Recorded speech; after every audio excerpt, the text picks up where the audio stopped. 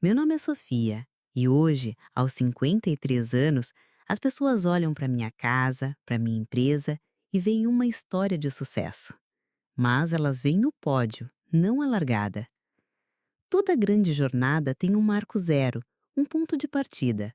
O meu foi em uma noite fria de junho, em uma pequena e simples casa de subúrbio, com o som da chuva batendo na janela. Eu tinha 17 anos e estava grávida.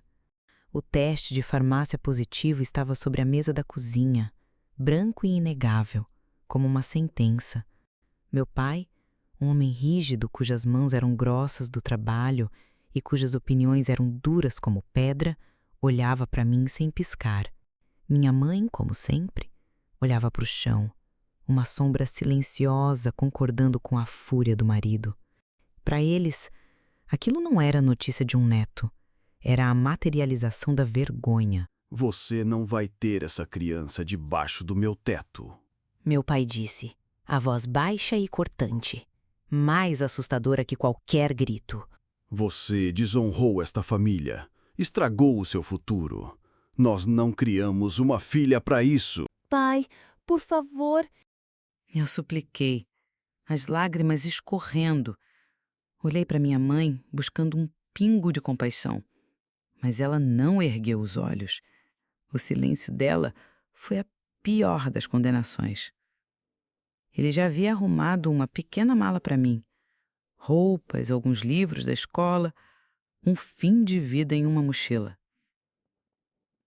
Ele abriu a porta e apontou para a rua escura e molhada. Essa criança que você carrega não é neta minha. E você, a partir de hoje, não é mais minha filha. Agora vá e não volte nunca mais. A porta bateu atrás de mim com um som definitivo. Fiquei ali, na calçada, a chuva fina molhando meu rosto e se misturando com as lágrimas. Sozinha, apavorada e com uma pequena vida crescendo dentro de mim. Naquele momento, no ponto mais baixo da minha existência, coloquei a mão sobre minha barriga e, em meio ao desespero, fiz a única promessa que importava. Não se preocupe, meu filho, sussurrei para o nada. Eu não sei como, mas nós vamos sobreviver. Eu prometo. Hoje, aos 53 anos, lembro-me daquela primeira noite na rua e percebo que o frio não vinha da chuva, mas do desamparo absoluto. Passei a noite em um abrigo, encolhida em um beliche, com a mão protetoramente sobre a barriga. Nos dias que se seguiram, descobri a face mais dura do mundo. Pedi ajuda a algumas amigas da escola, mas seus pais, com olhares de pena e medo, logo deixavam claro que a minha situação era um problema que eles não queriam por perto. Eu era um mau exemplo, uma história para assustar suas filhas. Com o pouco dinheiro que tinha em minha mochila, aluguei um quarto minúsculo nos fundos de uma pensão em um bairro distante. Um lugar com cheiro de mofo e solidão. Foi ali que a minha adolescência acabou e a minha batalha começou. Consegui um emprego lavando pratos em uma lanchonete à noite. O trabalho era pesado. O cheiro de gordura impregnava meu cabelo, minhas roupas, minha pele. Durante o dia, eu fazia faxinas, subindo e descendo os morros do Rio, sentindo o peso do meu filho crescendo dentro de mim e o peso do mundo sobre os meus ombros. Cada moeda era contada. Cada refeição era calculada. O medo era meu companheiro constante. Meu filho, Léo, nasceu em uma maternidade pública superlotada em uma noite quente de fevereiro. Eu estava sozinha, apavorada, uma menina de 17 anos em meio a uma dor que parecia me rasgar ao meio. Mas então, eles o colocaram nos meus braços, pequeno, enrugado, chorando. E no instante em que olhei para aquele rostinho, todo o medo do mundo se tornou irrelevante. A minha promessa, sussurrada na chuva, agora tinha um rosto. Ele era o meu porquê, o centro do meu universo. a única coisa que importava. Os anos que se seguiram foram um borrão de trabalho e exaustão. A vida era uma gangorra cruel. A alegria de ver o primeiro sorriso de Léo era seguida pelo pânico de não ter dinheiro para a lata de leite. A emoção de suas primeiras palavras, mamã, era cortada pela dor de ter que deixá-lo em uma creche comunitária para correr para o meu segundo emprego, agora como caixa de supermercado. Eu era a mãe que contava histórias para o filho dormir e 2 horas depois estava passando as compras de outras famílias, sorrindo um sorriso que não sentia. Houve momentos em que pensei em desistir. Lembro-me de uma noite em que Léo, com 4 anos, queimava de febre. A chuva caía forte lá fora e eu não tinha 1 centavo para o táxi até o posto de saúde.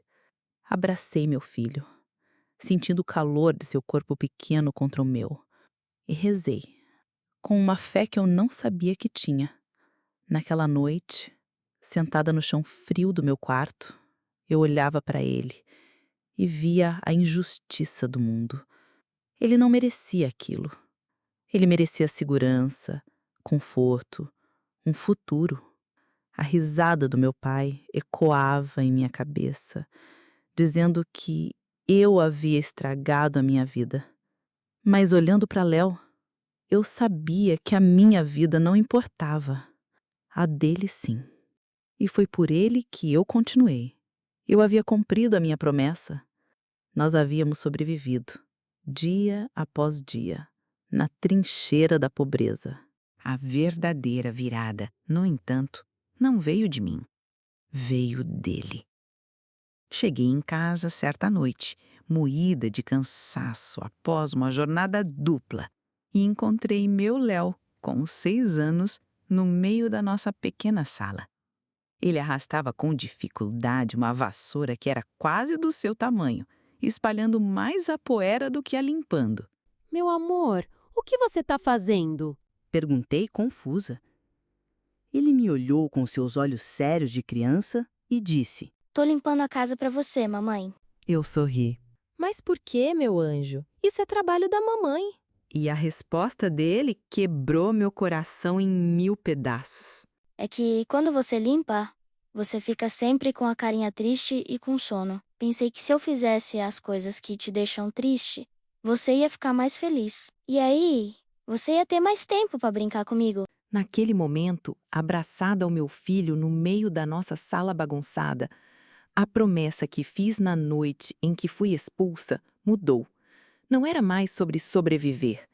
Era sobre construir um mundo onde a carinha do meu filho nunca mais precisasse ficar triste por minha causa.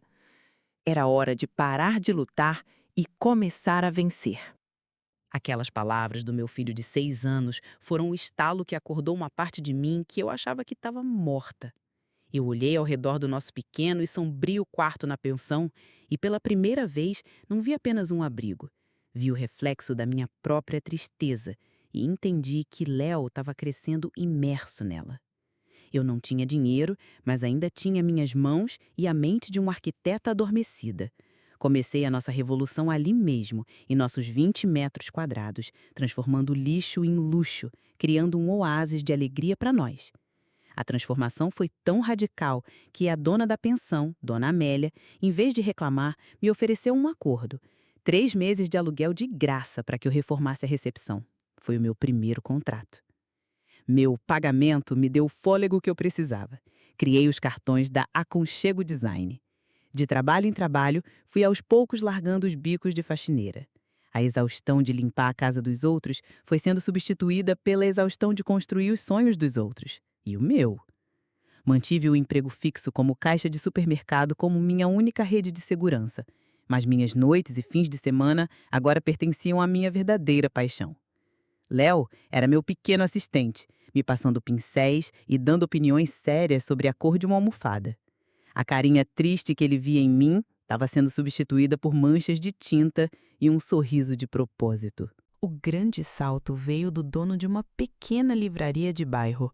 Ele viu o que eu fiz na pensão e me fez um desafio com um orçamento mínimo. Eu aceitei. Usei espelhos, iluminação barata e uma nova disposição de estantes. A livraria não apenas ficou mais bonita, ela começou a vender mais. As pessoas entravam e ficavam, e perguntavam: quem fez essa reforma? Meu nome começou a circular. O pagamento que recebi daquele projeto foi o suficiente para que eu tomasse a decisão mais assustadora da minha vida: pedir demissão do supermercado. Pela primeira vez, eu estava apostando todas as minhas fichas em mim mesma. Olhei para Léo, que agora tinha um cantinho de leitura iluminado em nosso quarto, e soube que não havia mais volta. Nós não estávamos mais apenas sobrevivendo, estávamos construindo. O sucesso da livraria se espalhou e o dono, meu primeiro grande incentivador, me indicou para um amigo investidor, Sérgio. Ele me ofereceu um desafio: um apartamento em Copacabana, pequeno e escuro. Era meu primeiro projeto de verdade e, com ele, um obstáculo real. Para fazer as alterações estruturais que eu sonhava, como derrubar paredes, eu precisaria da assinatura de um arquiteto licenciado, um CREA, que eu, como desistente do curso, não tinha. Meus trabalhos anteriores haviam sido contratos de boca, informais. Agora o jogo era outro. Lembrei-me do Dr. Almeida, um antigo professor da faculdade que sempre elogiou meu talento. Já um senhor semi-aposentado, ele me recebeu com carinho. Mostrei a ele meu portfólio de milagres e o projeto para o apartamento de Sérgio. Seus olhos brilharam. Propus a ele uma parceria. Ele seria meu mentor e o responsável técnico, assinando meus projetos em troca de uma participação nos lucros, enquanto eu usaria o dinheiro para voltar à faculdade à noite e um dia ter meu próprio registro. Ele aceitou na hora. O talento não pode ser desperdiçado, Sofia. Ele disse. Com o amparo legal do Dr. Almeida, mergulhei na obra. Foi lá que conheci seu Elias, um mestre de obras experiente e cético. No primeiro dia, ele olhava para meus desenhos com desconfiança. "Derrubar essa parede, doutora? A senhora tem certeza?" Ele questionava. Minha resposta veio com precisão. Mostrei a ele os cálculos, a lógica. No fim da semana, a ironia deu lugar ao respeito. "A senhora sabe o que faz", ele admitiu, e se tornou meu braço direito. O trabalho era exaustivo, mas eletrizante. Pela primeira vez, Léo me via não apenas cansada, mas apaixonada. Numa noite, ele me trouxe um desenho de uma casa enorme com um jardim. É pra gente, mamãe. A nossa casa um dia. Aquela era toda a força que eu precisava. Quando a reforma terminou, o resultado foi espetacular. Sérgio ficou maravilhado, não só com a beleza, mas com a valorização do imóvel. O pagamento foi generoso e, o mais importante, ele me deu outro projeto e depois outro. Um apartamento levou a outro. Em um ano, eu já havia reformado 5 imóveis para ele. Nas palavras do próprio Sérgio, para ele era mais barato me contratar e eu fazia o serviço melhor que um profissional comum, que não tinha coragem para usar quando necessário. Nossa relação se fortaleceu a ponto de a Aconchego Design se tornar a parceira preferencial da construtora dele. Eu não era mais a Sofia, a mãe solteira que lutava para sobreviver. Eu era a Sofia Reis, a designer de interiores, a empreendedora. Com a estabilidade financeira, finalmente pude cumprir a promessa que fiz a Léo em seu desenho. Deixamos para trás o quarto de pensão. Nosso novo lar era um apartamento alugado em Botafogo, limpo, seguro, com 2 quartos. Na primeira noite, ao vê-lo dormir em seu próprio quarto pela primeira vez, a paz em seu rosto foi o meu troféu. Eu olhei pela janela para as luzes da cidade e soube que a fase da sobrevivência havia finalmente terminado. A da conquista estava apenas começando. A parceria com Sérgio foi o motor que impulsionou a Aconchego Design. Com um fluxo de caixa estável e um portfólio de apartamentos espetaculares, meu nome começou a ecoar nos círculos certos. Eu não era apenas uma designer. Eu era a mulher que transformava espaços e vidas, começando pela minha. O ponto de virada foi a reforma de uma cobertura em Ipanema. O resultado foi tão espetacular que chamou a atenção da maior revista de arquitetura do país. A matéria de capa, A Força da Delicadeza, como Sofia Reis está reinventando o design carioca, foi uma bomba. A história da mãe solteira que recomeçou do zero e se tornou uma referência era irresistível. Meu telefone não parou mais de tocar. A Aconchego Design explodiu. Mudei nosso escritório para um casarão charmoso em Santa Teresa e contratei uma equipe. Em meio a essa loucura, eu mantinha uma jornada tripla. Era mãe, empresária e, como prometido à doutora Almeida, estudante de arquitetura à noite. Foram 4 anos exaustivos, equilibrando projetos milionários com provas de cálculo estrutural, reuniões com clientes e noites em claro ajudando Léo com o dever de casa. E então, o grande dia chegou. Aos 30 anos, com meu filho Léo, então com 12, aplaudindo com orgulho na primeira fileira, eu segurei meu diploma de arquiteta. Doutora Almeida me abraçou com lágrimas nos olhos. Eu não disse que o talento não podia ser desperdiçado? Ele sussurrou. Naquele dia, com meu diploma e meu CREA em mãos, eu não precisava mais do nome de ninguém para assinar meus próprios sonhos. Com o sucesso consolidado, era a hora de cumprir a última promessa. Não apenas um apartamento seguro, mas o sonho que Léo desenhou para mim anos atrás. Encontrei um terreno no alto do Juá, com uma vista deslumbrante. Passei 1 ano projetando e construindo nosso lar, a obra-prima da minha vida. No dia em que a casa ficou pronta, levei Léo, então com 15 anos, até a porta.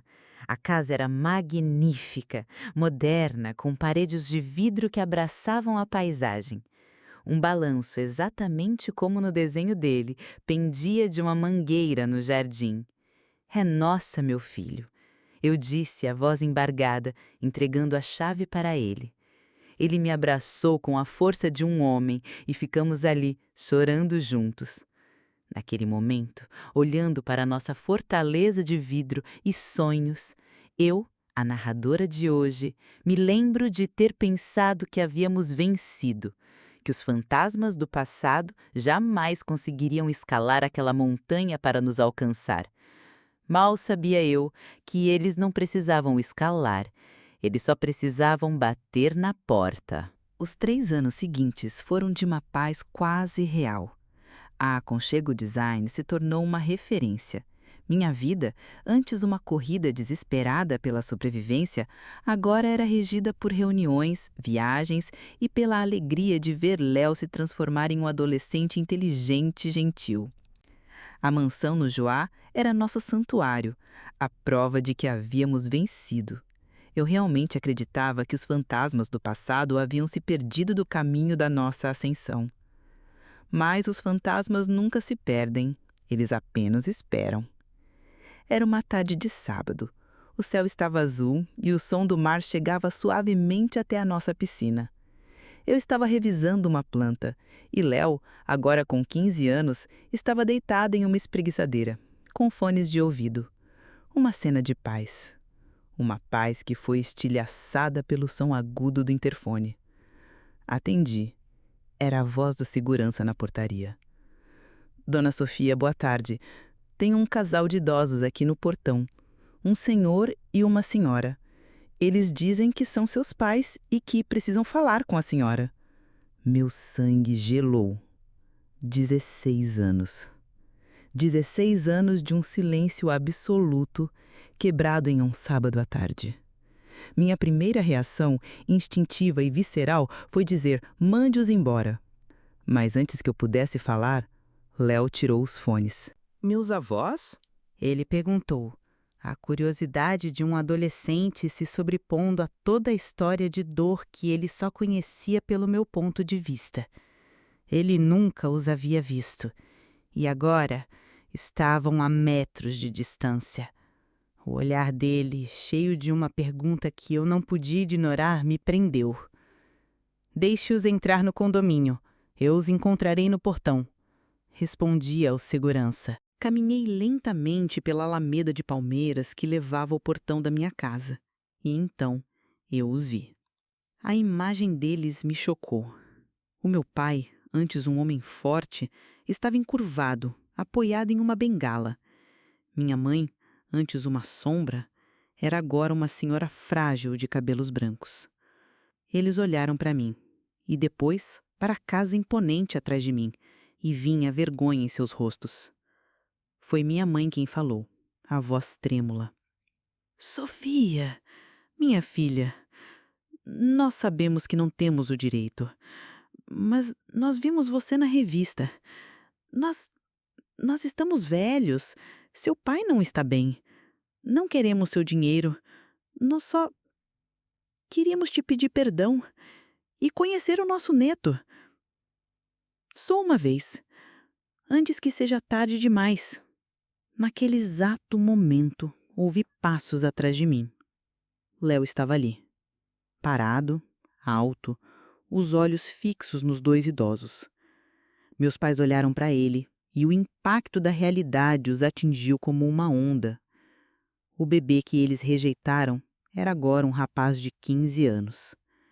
Eu estava ali, presa entre o meu passado que implorava por perdão e o meu futuro que me olhava, esperando uma resposta.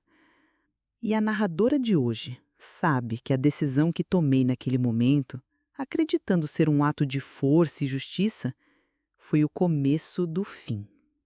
O olhar do meu filho foi a única coisa que me impediu de fechar o portão e as costas para sempre.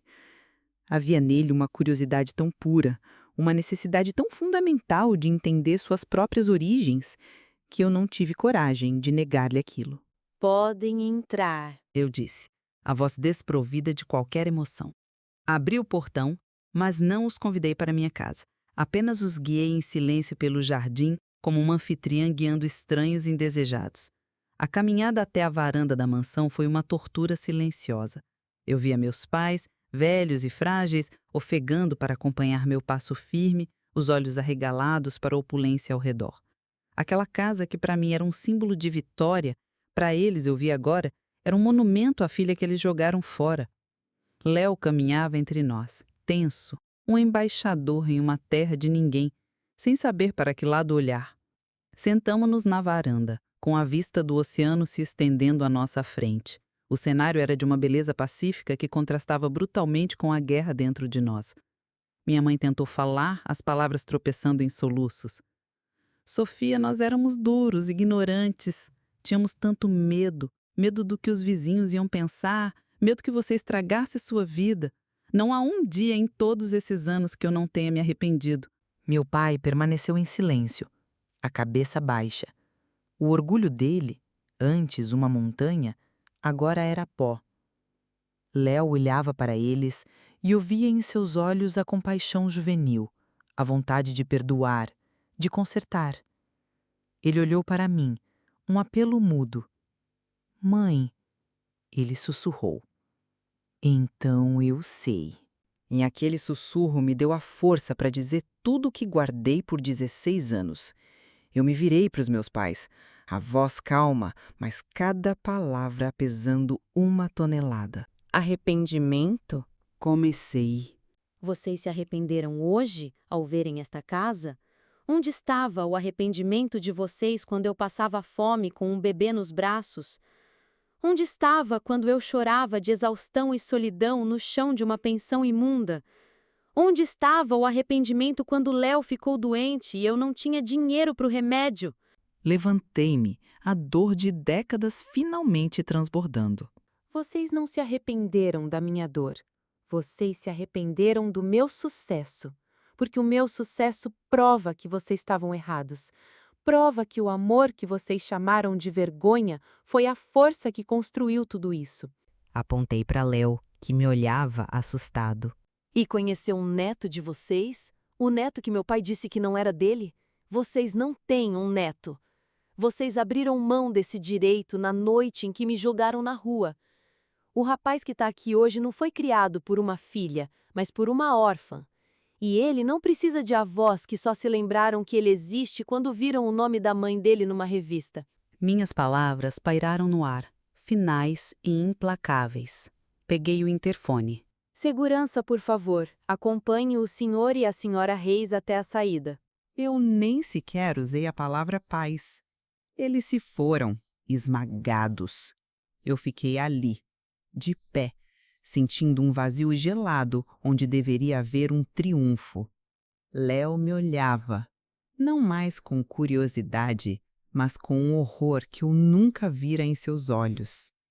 Léo abaixou a cabeça em silêncio e começou a chorar. Eu achei que estava lhe ensinando sobre justiça e que ele estava chorando por mim, mas, naquele momento, eu estava apenas lhe apresentando a um monstro em que a dor havia me transformado. Quando os portões se fecharam e o carro deles desapareceu, aproximei-me de Léo na varanda. Ele ainda estava de cabeça baixa, os ombros tremendo. Coloquei a mão em seu ombro, esperando que ele me abraçasse. Meu filho, eu sei que foi horrível ver isso, mas você precisa entender. O que eu fiz hoje não foi crueldade, foi um ponto final.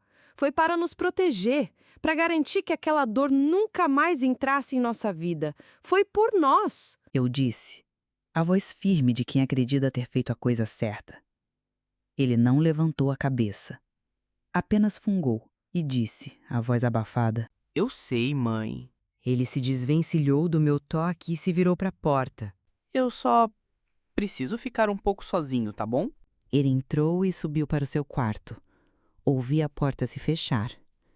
E pela primeira vez, a nossa mansão, nosso símbolo de vitória, pareceu grande demais, fria demais. Naquele momento eu não entendi.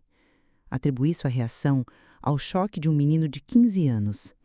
Achei que ele precisava de tempo para digerir. Mal sabia eu que aquela porta fechada era o início de uma fronteira que ele estava erguendo entre nós. O que eu não sabia era que o ficar sozinho do meu filho se tornou um plano. Uma semana depois, ele me pediu um dinheiro extra. É para um curso de programação no centro, aos sábados. Ele disse. Eu, orgulhosa, dei a ele o dobro. Era o primeiro fruto real da minha vitória, poder dar ao meu filho as oportunidades que eu nunca tive. Mas ele não foi para um curso de programação. Aos sábados, Léo pegava o dinheiro que eu lhe dava, o dinheiro do meu sucesso, e pegava 2 ônibus para o subúrbio distante onde meus pais moravam. Ele encontrou o endereço e uma carta antiga que achou em minhas caixas de recordações. Ele bateu na porta daquela casa pequena e humilde, e pela primeira vez olhou nos olhos dos avós que só conhecia como vilões de uma história. O que ele encontrou, como ele me contou muito tempo depois, não foram monstros. Encontrou 2 idosos consumidos pelo remorso. Eles o receberam com lágrimas, o abraçaram com uma fome de afeto de 15 anos. Eles não falaram mal de mim. Falaram de seus próprios erros, de sua ignorância, de seu arrependimento. Mostraram a ele fotos minhas quando criança. Contaram histórias da minha infância. Aquelas visitas se tornaram o segredo dele. Todo sábado, ele ia construir a ponte que eu havia dinamitado. Enquanto eu, cega pelo meu triunfo e pela minha justiça, via meu filho cada vez mais quieto e distante, acreditando ser apenas a melancolia da adolescência. Eu não percebia que ele estava construindo um mundo emocional onde eu não era mais o centro. Um mundo onde a minha dor e a minha verdade não eram mais as únicas que importavam. E era por essa ponte que, um dia, ele me deixaria para trás. Os 2 anos que se seguiram foram, para mim, os mais prósperos da minha vida profissional. Mas só profissional mesmo. Enquanto a Aconchego Design se tornava um império, um abismo silencioso crescia entre mim e meu filho. Eu via Léo cada vez mais distante, mas atribuía à adolescência, aos estudos, aos amigos. Eu estava ocupada demais vencendo para perceber que estava o perdendo. A verdade explodiu em um sábado à tarde. Léo, agora com 17 anos, deveria estar em seu curso de programação. Ele chegou em casa no início da noite, pálido, com os olhos vermelhos e inchados. A imagem dele, tão devastado, me assustou. Meu filho, o que aconteceu? Você não foi ao curso? Por que está tão abatido? Perguntei. a preocupação genuína em minha voz. Ele desabou no sofá, o corpo tremendo. O curso não existe, mãe. Eu menti todos os sábados nos últimos 2 anos. Eu ia visitá-los. Ele não precisou dizer quem, e eu congelei. Eles se furam, mãe. O vovô morreu há 6 meses. E a vovó? O enterro foi hoje. A notícia me atingiu, mas a revelação da mentira dele, daquele mundo secreto, me deixou em choque. Eu não soube o que dizer. Tentei ser a mãe que consola, mas as palavras que saíram da minha boca foram as erradas, cheias da minha própria dor não resolvida. Eu sinto muito, meu filho. Eu sei que de alguma forma você se afeiçoou a eles. Minha fala foi o gatilho. A dor, a raiva, o segredo de 2 anos, tudo explodiu. Me afeiçoei? Ele gritou, a voz falhando, e pela primeira vez na vida, vi ódio em seus olhos. Mãe, você não sabe de nada. Eu não me afeiçoei, eu os amei. Eu visitei meus avós todo sábado nos últimos 2 anos. Eu segurei a mão do vovô quando ele estava morrendo. Eu ouvi a vovó chorar de saudade de você até o último dia dela.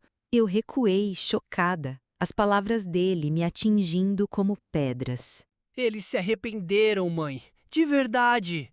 E tudo o que eles queriam era o seu perdão. Mas você estava ocupada demais na sua mansão, com a sua vingança, para ser humana. Eles morreram sozinhos e tristes por sua causa. As palavras de um adolescente em luto foi o que eu disse a mim mesma. Uma acusação injusta nascida da dor. Eu, a grande estrategista, a mulher que lia ambientes e pessoas, fui completamente cega para a dor do meu próprio filho. Em vez de abraçá-lo, de ouvir, eu ergui um muro. Léo, abaixa o tom. Eu disse, a voz fria, defensiva. Você não viveu o que eu vivi. Você não entende. Eu lamento a sua dor, mas não ouse me culpar pelos erros deles. Vá para o seu quarto. Quando você se acalmar e estiver mais racional, nós conversamos. Ele me olhou, a raiva em seus olhos dando lugar a uma decepção profunda, gelada. Ele não disse mais nada. Apenas se virou e foi para o quarto. Naquele momento, não percebi. Mas a verdade é que eu havia acabado de expulsá-lo também. Não com uma mala, mas com a minha frieza. Eu achei que o tempo curaria a ferida dele. Mal sabia eu que ele não precisava de tempo. Ele precisava de um refúgio. E ele o encontraria, alguns meses depois, nos braços de uma moça chamada Ana. Um refúgio que ele construiria o mais longe possível de mim.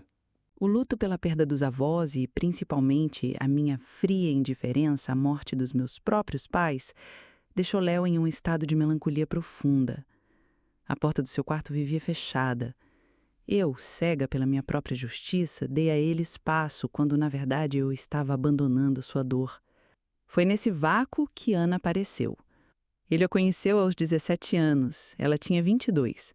Um sorriso gentil e, para mim, era um alarme de incêndio. O meu trauma havia se tornado um filtro sujo através do qual eu vi o amor do meu filho. Eu via uma armadilha, uma interesseira. Minha paranoia me levou a contratar um investigador. O relatório que ele me entregou, detalhando a vida difícil e a família pobre de Ana, apenas confirmou, para mim, o roteiro do golpe. Chamei Léo para uma conversa no meu escritório, a mesma sala onde eu fechava negócios milionários. Ele entrou confuso, já que eu só o chamava ali para assuntos importantes. Talvez ele pensasse que eu mudei de ideia sobre os avós, sobre a nossa distância. Eu não sei e provavelmente nunca saberei. A única coisa que passava pela minha mente era que eu agora usaria aquela sala para tentar destruir o primeiro amor do meu filho. Quando pensei nisso, não sei que cara fiz, mas sei que a expressão de esperança de Léo mudou para confusão. Depois de alguns segundos em silêncio, coloquei o relatório sobre a mesa. O que é isso? Eu sei quem é a sua namorada, Léo. Eu sei de onde ela vem, sei das dívidas da família dela. O quê? Ele me perguntou, me olhando com horror. Você não entende? Eu insisti, a voz carregada de um pânico que eu confundia com amor protetor. Ela é um risco. Ela vai te puxar para o buraco de onde ela veio. Você é jovem, tem um futuro brilhante pela frente. Eu não lutei tudo que lutei para te ver jogar tudo fora por causa de uma... O quê? Ele me interrompeu, a voz trêmula de raiva. Eu o encarei e proferi a sentença. Uma golpista. Ele se levantou, o corpo inteiro tremendo. Golpista? O nome disso é vida real, mãe. Algo que você não conhece mais, aqui de cima da sua montanha de dinheiro. Eu achei que estava lhe mostrando a verdade, mas eu estava apenas mostrando a ele o tamanho do meu medo, a profundidade da minha ferida. E ao tentar protegê-lo da minha história, eu estava, sem perceber, começando a escrever uma repetição exata dela. A nossa discussão sobre Ana ser uma golpista não terminou com um pedido de desculpas. Terminou com um muro de gelo se erguendo entre nós.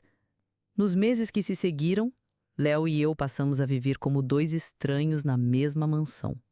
Ele se fechou, passando cada vez mais tempo fora de casa, nos braços dela. E eu, em minha teimosia cega, via cada ausência dele não como uma consequência da minha dureza, mas como uma prova da manipulação de Ana. Eu estava convencida de que era uma questão de tempo até ele perceber o erro e voltar para mim, de cabeça baixa. A notícia que eu mais temia não chegou com olhos brilhando de felicidade. Chegou com o olhar desafiador de um homem que tomou uma decisão e não voltaria atrás. Foi em uma noite de domingo, durante um dos nossos raros e silenciosos jantares. Ele largou os talheres no prato, fazendo um barulho que cortou a tensão. Mãe, eu preciso te falar uma coisa. Ele disse, a voz firme, mas eu vi suas mãos cerradas em punhos debaixo da mesa. A Ana tá grávida. O mundo parou. Cada palavra dele era um eco perfeito do meu próprio passado. A idade, a gravidez inesperada, a parceira que na minha cabeça era inadequada. E então ele deu o golpe final. Eu vou trancar a faculdade de engenharia por um tempo. Vou arrumar um emprego e cuidar da minha família. Naquele momento, toda a minha lógica de empresária, toda a minha frieza de sobrevivente tomou conta de mim. Eu não via meu filho apaixonado e assustado. Eu via um ativo de alto valor prestes a ser liquidado. Eu via meu império, construído para ele, sendo ameaçado. E eu decidi agir, não como uma mãe, mas como uma CEO gerenciando uma crise. Um bebê? Repeti, a voz desprovida de emoção. Léo, isso não é um bebê. Isso é um golpe. O golpe final daquela mulher para amarrar você e o meu dinheiro. Ele me olhou incrédulo. Mãe, não fala assim da Ana. Eu a amo. Amor? Você é um menino de 18 anos, não sabe o que é amor. Sabe o que eu acho? Eu acho que podemos resolver isso. Levantei-me, a mente trabalhando friamente. Eu pago pelo melhor procedimento para ela tirar o bebê, no melhor hospital. Vou dar para ela dinheiro suficiente para pagar as dívidas da família dela para que ela assuma. Depois, te dou um carro, uma viagem pela Europa. Não se preocupe em falar com ela, deixa que eu resolvo. A gente esquece que essa história e essa moça um dia existiram e seguimos a vida juntos como sempre fizemos. O horror no rosto do meu filho foi algo que levarei para o túmulo. Ele recuou, como se eu fosse um monstro. Você tá me ouvindo? Eu vou ser pai, eu amo a Ana. Tudo bem. Eu disse, a frieza se tornando uma muralha de gelo. Você vai fazer o que vai sair daqui. Não espere um único centavo meu para sustentar o erro de vocês. Meu dinheiro não vai financiar a sua ruína. Ele foi para o seu quarto e fechou a porta. Fiquei ali terminando minha refeição, pensando com calma em como administrar a situação. Então, ele saiu de seu quarto com uma mochila e disse: "Por favor, mãe, eu quero ficar e ver vocês duas felizes. Mas se continuar assim, vou ter que sair daqui." Olhei bem nos olhos dele e proferi a minha sentença. Vamos ver até quando essa mulher da sua vida vai ficar com você quando descobrir que a fonte secou. A porta desta casa está aberta para você, Léo. Mas para ela e para essa criança, nunca esteve e nunca estará. Ele não chorou, não gritou, apenas me olhou com uma tristeza infinita. Com os olhos marejados, ele vociferou. Você ficou que nem eles, mãe. Ele disse, a voz baixa, mas cortante. Meus avós te expulsaram por medo da vergonha. Você tá me expulsando por medo da pobreza. No final, é a mesma crueldade. Antes de sair, parou na porta. Adeus, mãe. Eu o vi sair. E no fundo da minha alma, cega pelo medo, senti um pingo de alívio. Eu acreditava que em algumas semanas ele voltaria de cabeça baixa, admitindo que eu estava certa. Eu não poderia estar mais enganada. Eu não o estava salvando. Eu estava sentenciando a maior dor de sua vida. Passou-se um ano de um silêncio que gritava dentro da minha mansão. Em minha arrogância, eu esperava que Léo voltasse, que a dura realidade o fizesse enxergar o erro que cometeu. Eu me agarrava à crença de que agir por amor, um amor protetor e pragmático, eu me recusava a pensar no que a minha decisão havia custado a ele. A ignorância era meu último refúgio. Até que, em uma tarde de domingo, a campainha tocou. Meu coração, por um instante, disparou com uma esperança tola. Era ele. Abri a porta e vi meu filho. Ele estava mais magro, com olheiras profundas que a idade não justificava, mas havia uma dureza em seu olhar que eu nunca vira. Ao seu lado, em um carrinho de bebê simples, estava um pequeno ser de olhos grandes e curiosos. Minha neta. A primeira coisa que saiu da minha boca não foi sentir sua falta ou quem é essa princesa. Foi o veneno da minha convicção, a ironia de quem se achava vitoriosa. Ora. Eu disse, com um sorriso torto. Parece que a interesseira não aguentou a vida dura e já te largou, não é? A expressão de Léo se transformou. A tristeza em seus olhos deu lugar a uma fúria fria. A fúria de um homem que não tinha mais nada a perder. Interesseira? Ele repetiu, a voz baixa e letal.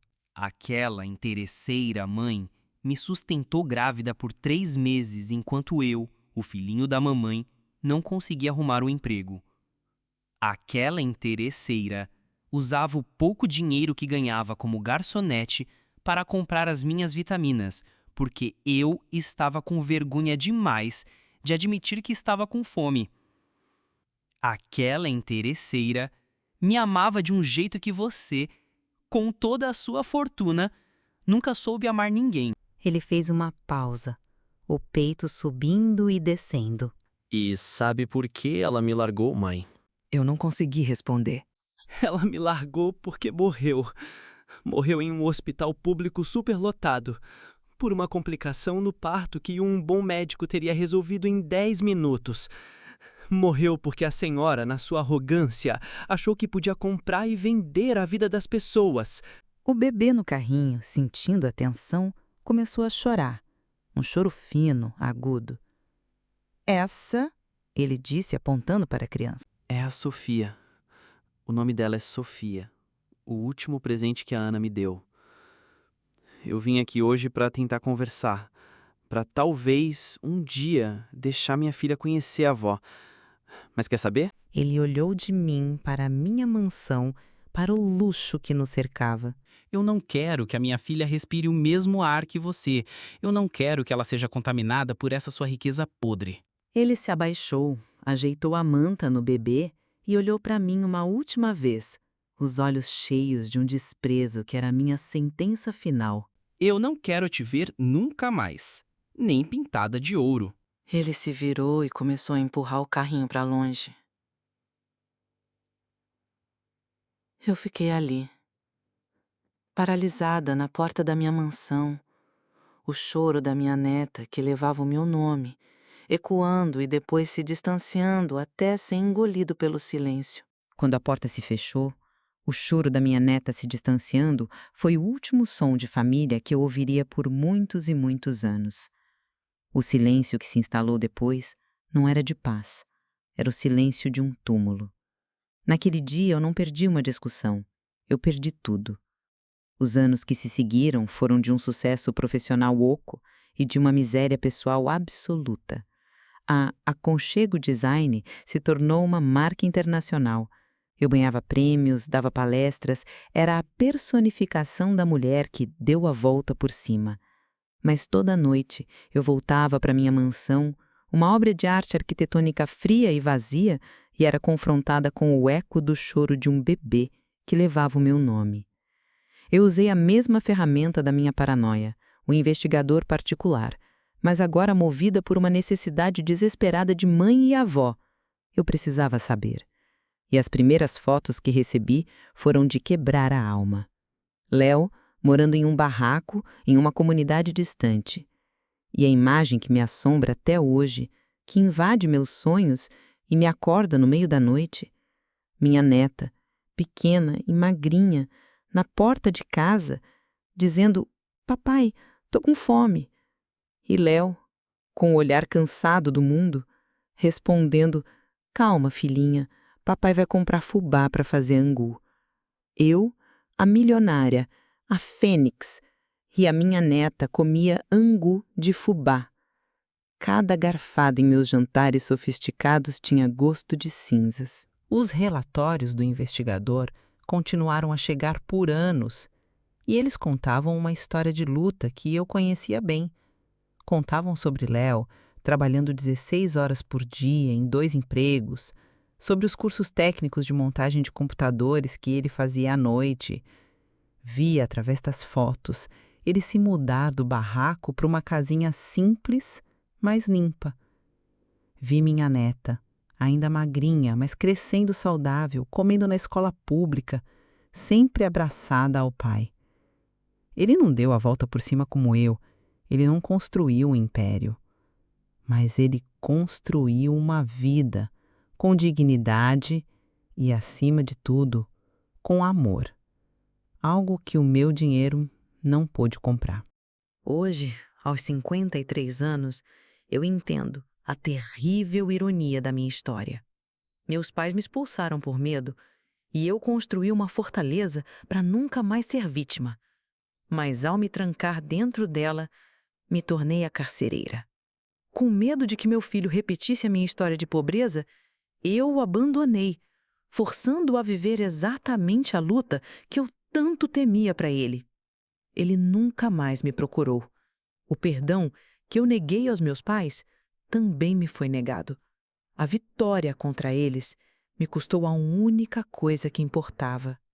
E agora, no silêncio ensurdecedor da minha mansão, eu finalmente entendo a verdade. Eles me expulsaram de uma casa pequena. Eu expulsei a mim mesma de um lar. E essa é uma sentença da qual não há como recorrer. A jornada de Sofia nos leva a uma reflexão dolorosa sobre perdão, traumas e os ciclos que se repetem em nossas famílias. Às vezes, na ânsia de nos proteger da dor do passado, acabamos construindo as prisões do nosso futuro. O que você faria no lugar de Sofia? Existe um ponto em que a dor é grande demais para o perdão? Queremos saber sua opinião sincera aqui nos comentários. Se esta história trágica e complexa te tocou e te fez refletir, não se esqueça de se inscrever no canal e ativar o sininho. Trazemos histórias que ficam com você, muito depois de o vídeo terminar. E se você está pronto para mais uma trama de decisões difíceis e consequências de uma vida inteira, clique no vídeo que está aparecendo na tela agora e confira nossa próxima história.